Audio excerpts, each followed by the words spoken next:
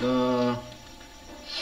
gagawa tayo ngayon ng grading system gamit ang ating JavaScript or Java language. So, sa una, gagamitin natin ng double para sa ating activity score, midterm exam score, and then final grade. So, ginamit natin yung double kasi kaya niya mag-handle ng mga decimal. So, and then, move on tayo. Ito. Lalabas mamaya ito. Ayun. Diyan tayo magta-type ng ating mga score sa ating mga estudyanteng pogi. So, ito yung mga percent ng mga ating percent kung saan tayo kukuha ng grades. 60% for activity, activity, project, and then recitation. 60% siya. Tapos sa midterm naman is 30%, and then sa final exam is 10%. Diyan tayo mag-base ng ating mga grades. So, gagamit tayo ng if-else. If pasado ba siya, if 75 or greater than 75 siya is pasado siya, pass. Else, or if less than 75 siya is fail naman siya, guys.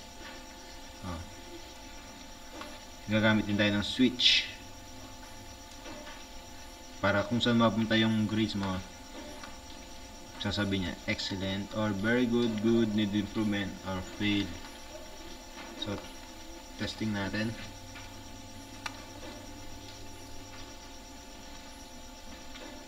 Subukan natin muna yung excellent.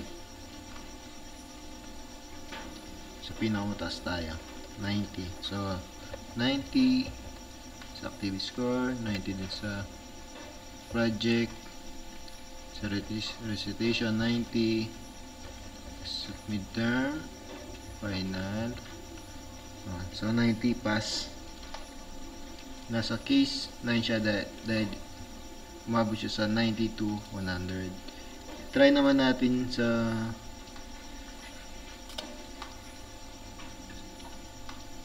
sa 60 lang. Tingnan natin kung bagsak ba siya or what.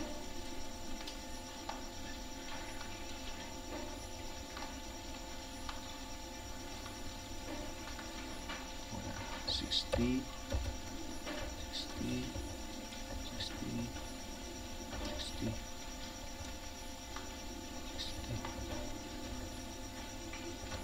So, need improvement siya, guys. Ito, number 6 is 60. Testing naman natin siya kung bagsak natin siya, guys. 60 below, fail. Try natin 55, 59. Tagal. Ayun nga, guys. Bagal ng signal. Yan. Try natin 59, 55, 59, 55. So, ayun, fail siya, guys. Hindi niya nabot yung 60. So, ang mark niya ay fail. So, ayun lang, sir. Thank you.